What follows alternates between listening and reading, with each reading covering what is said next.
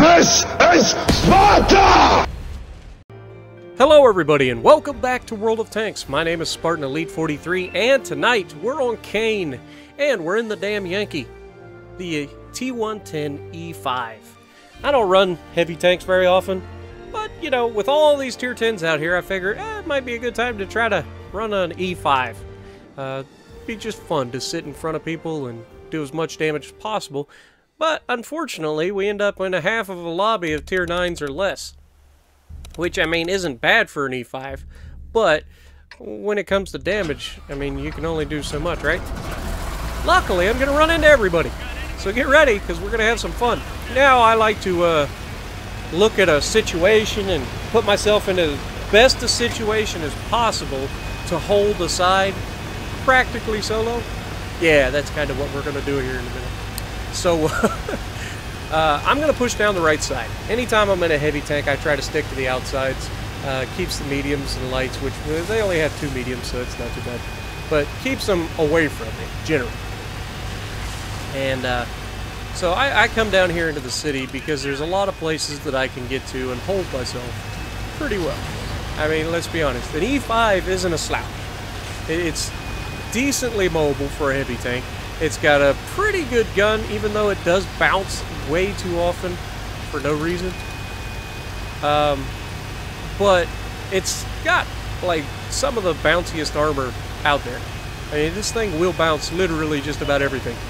The Commander's hatch trolls people, especially me. Even though I know it can be pinned, it still bounces way too many rounds, if you ask me. But, is what it is. It's already been nerfed. As you can see, I'm practically by myself. There's a couple tanks headed this direction, but not a whole lot of confidence, right? So, initially I push out. I want to get an eye out and see what we got. Now, we have this Emil down here, so we put a round on him, and we back off. They have a GW E100 on their team, so I'm kind of a little worried about that. But the first thing I notice is there's at least 3 tanks moving towards me. That's starting to make me a little nervous, as you can see. I'm hesitant to pull out a second time, but I do anyway. And, hey, look, there's another Emil right in front of me. So we have an AMX-50B, 2 Emils, and what is the other one? An M103. So we have 3 autoloaders and an M103 headed towards us. Okay, and they have an E3. Okay, so here's my thought process. We need to get the heck out of here. Alright, so I tell this Conqueror, dude, you need to get back. There's an E3, there's lots of autoloaders, we need to get back. And then I tell this E75 the same thing. Dude, do not push around this corner. Now, I was planning to fall back even further. But I see these guys are engaging and I can't just leave them to die, because I'm missing out on potential damage. But this Conqueror has just completely screwed himself and us, because that takes that away. Now we no longer have a Conqueror there to help. Now this E3 is here, this Emil 2 is here. I don't have shots at anybody. That's not a very good shot to take. I've already swapped out to heat because of the E3. So I've got heat loaded. I'm going to be able to put it right through the bottom of that E3. And the reason I always load heat is because I don't like guessing. There's too many times where I've shot the bottom plate of an E3 and bounced with regular rounds that I just immediately load heat. It's just not worth it. If I bounce, it's game over. So we take him down. E3's out of the picture. What's that rolling? Oh, it's a Jag E100. Because why not? So he's tracked. So I was initially going to go for the track shot while he was belly up, but somebody beat me to it, so I took the damage instead. Again, I was going to go for a track. They damaged the track, and I take the damage. So it's nice because we can keep him here. Now I'm going to use this dead Conqueror as best I can to get shots into the Jag, preferably without getting shot back. But you'll see in a moment, this guy actually pulls off an incredible shot. I hit him, and he shoots underneath the turret and above the chassis of the Conqueror, the little tiny hole that I was using, and pins me. My Jag would never make that shot. almost never make that shot. But it's me we're talking about. And of course, that set off my fire extinguisher, so that's expensive. Luckily, we've got the whole tier 10 silver thing going on right now. And we've still got heat loaded, so we're just going to take advantage of using the heat and shooting straight through the turret of that E100. That was not a great shot by me right there. Now, I start noticing all these guys above me. These Emils are definitely going to try to make me miserable. So, there's nothing I can do about it at the moment. So, I've got a shot here, and then I just backed up a hair. And apparently that was enough to lose the gun elevation to shoot him. But now I pull up onto the rock, and I can shoot straight through the back of his turret. This guy starts pushing down on me. So, I try to hurry up, turn the tank, using everything I can to not allow him to shoot me in the side. He manages to shoot my turret, and that is a preferable outcome.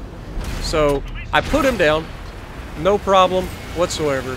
This Emil is pushing, he bounces his shot, I give him one parting gift, and then I'm like, okay, he's obviously reloading, or he wouldn't have tried to run. So I've got to try to hit this M103. We've got 12 pins, can I get another one? We put another round into him, 440 damage, and then of course the E100 pushes around. Now you'll notice this entire time there is a medium tank sitting in the town, in the building directly behind where I was. If I had one person that was competent in that corner with me, we'd have won that side. Easy. All day long, no problem. But this M46 Patton decides he's going to be a coward, and he's going to hide behind a building the entire time, even though everybody is completely distracted by fighting me. So he gets to die like a coward. Shot in the butt. How you doing? Oh, yeah, just go ahead and don't aim your shot. Here you go. Straight into the front armor of an Emil. Because, you know, aiming your shot is completely overrated. Now he's ammo racked. He has yet to do any damage. Is he going to get some damage before this game's over? And he bounced around. That's always nice. And he shoots straight into the front armor of the turret anymore. Anyway, so that's that. Now, I go ahead and tell the team that one person should get on the cap and the other guys should fall back. And that's because we're about to have 3 people on our cap. I called it. Watch what our team does. One person makes it to the cap. Everybody else keeps pushing to the cap. They will have 3 people in our cap long before half of our team get halfway to the cap. Okay?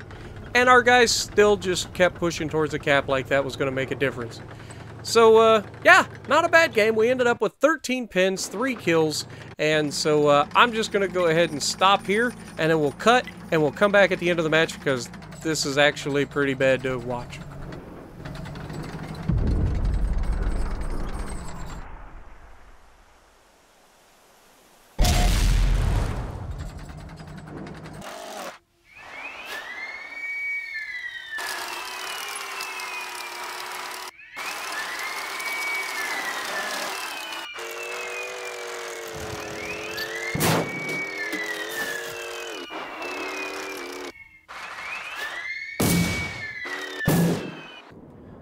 So yeah, we lose the match. So what do we end up with? Look at all the silver we earned. First of all, 51,000 silver, 4,700 damage, 1,100 assisted, lots and lots of good stuff. Top of the leaderboard, and as you can see, I run through and try to figure out exactly what happened and caused us to lose the match, and I'm pretty sure you guys can take it from there. So if you like what I'm doing, punch the like button, leave a comment below, subscribe to the channel if you haven't already, and as always, I will see you in the next video.